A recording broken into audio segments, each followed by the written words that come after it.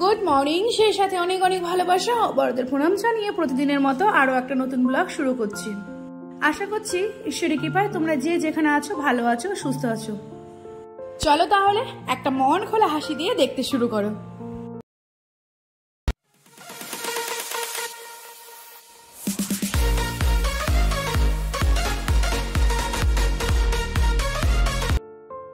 আমার আবার না হাসলে ভালো লাগে না, বুঝলে। আমি হাসি খুশি মানুষকে খুব পছন্দ করি।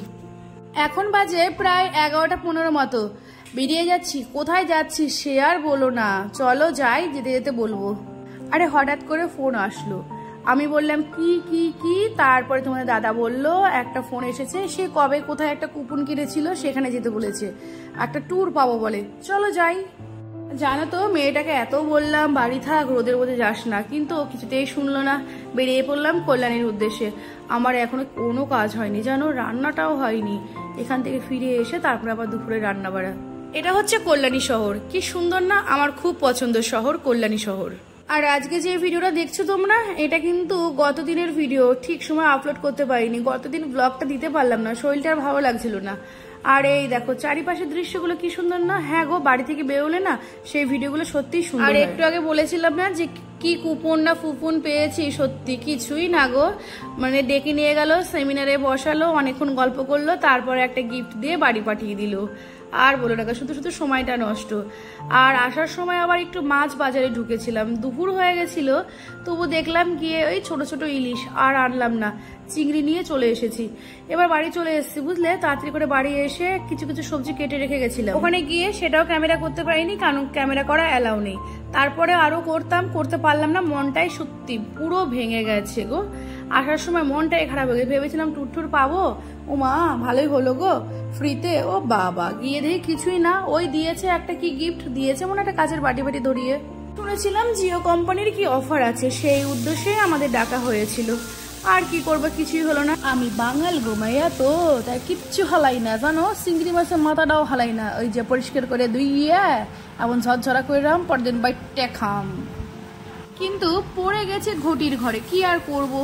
আর এইদিকে একটু পাঁচফোড়ন আর একটু রসুন কুচি আর একটু কাঁচা লঙ্কা, এই দিয়ে কচুটা করব। এই কচুটা মানে কচুর ডগা যেটা, এটা অনেক দিন আগে বাবা এনে দিয়েছিল, বাবা দিয়ে চলে গেছিল ব্যারাকপুরে। আর আমি সেটা কি যত্ন করে রেখে প্যাকেট করে করে এখন করে খাবো। আমার আবার এগুলো খেতে খুব ভালো লাগে জানো। তার উপরে কটা চিংড়ি দিয়ে দিলাম। চিংড়ি দিয়ে আমি শুনেছি যে খেতে ভালো লাগে, আজকে ফার্স্ট টাইম ট্রাই করছি। আমার তো মনে হয় ভালোই লাগবে। কি বলো তো, চিংড়ি দিলে আমার সব কিছু ভালো লাগে। আর এই দিকে আবার একটু ওল ছিল, এটা অনেক দিনের, মানে যত সবজি আছে আজকে পরিষ্কার করবো, শুধু সবজি হবে। এইদিকে ওলের তরকারিটা, ওলটা আগে সিদ্ধ করে নিয়েছিলাম। এইদিকে একটু পেঁয়াজ পাঁচফোড়ন আর কটা চিংড়ি মাছ, আর নামানোর আগে একটু ভাজা জিরে গুঁড়ো দেবো, ব্যাস হয়ে গেল ওই তরকারি। আর এইদিকে এখানেও সেই, মানে কলাও অনেক দিনের ছিল, কলাগুলো তাহলে ভাবলাম কলার কোপ্তা করি, কোপ্তা করলে ওরা সবাই খাবে। তাহলে আমি যদি শর্টকাটে কোনো তরকারি করি না, কেউ মুখে দেবে না, আমাকেই খেতে হবে। আজকে পরিষ্কার করে যত সবজি আছে সব রান্না কমপ্লিট করব, কারণ রবিবারে আবার বাজার হবে। আমার কর্তা জানো তো একদম চিংড়ি খায় না, মানে তরকারিতে দেওয়াটা পছন্দ করে না, কিন্তু আমরা ভালোবাসি তো কি আর করবে। আমি চিংড়ি মাছগুলো তুলে নিই, ওকে ঝোল দিই। কিন্তু আমার মেয়ে আর আমার ভীষণ পছন্দ। আচ্ছা, আমাদের মতো কার কার গো এত চিংড়ি পছন্দ? আমরা কিন্তু চিংড়ি পাগল। তারপরে জানো তো, মানে কোনো রকম খেয়ে সাথে সাথে শুয়ে পড়েছে, একটু ভালো লাগছিল না, স্নানও করিনি। তারপরে প্রায় 3:45-র দিকে উঠে স্নান করে এখন এই যে হুটোপাটা করে মেয়েকে নিয়ে ডান্স ক্লাসে যাচ্ছি। এই সকাল থেকে না ঠিকঠাক করে যদি কাজটা না হয় না, মেয়েদের খুব সমস্যা। আমি যদি দুপুরে রান্নাটা করে নিতাম আমার কত সুবিধা হতো।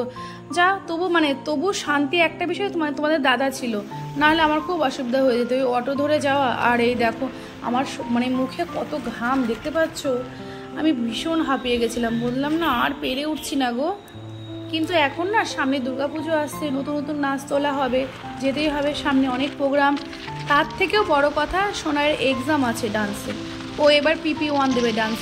এবার হাওয়া খেতে খেতে যাই, হাওয়া খেতে খেতে এমনি তো মোটা, আরও মোটা হয়ে যাব। যাচ্ছি গো, মানে এই টাইমটা আমার রেস্ট, একটু বসেছি। আর এই দেখো বলতে বলতে এটা হচ্ছে মদনপুর বাজারে ঢুকছি।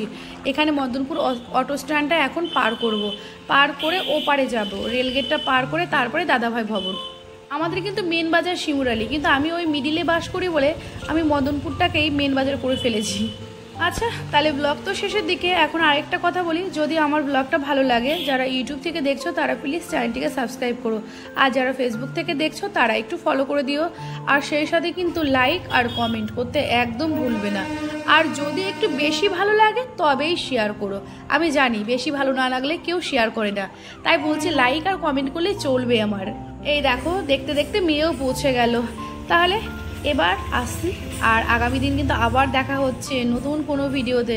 আর কেমন লাগলো ব্লগটা অবশ্যই বলো, খুব হুটোপাটাই করেছি গো, অনেক ধন্যবাদ তোমাদের সকলকে।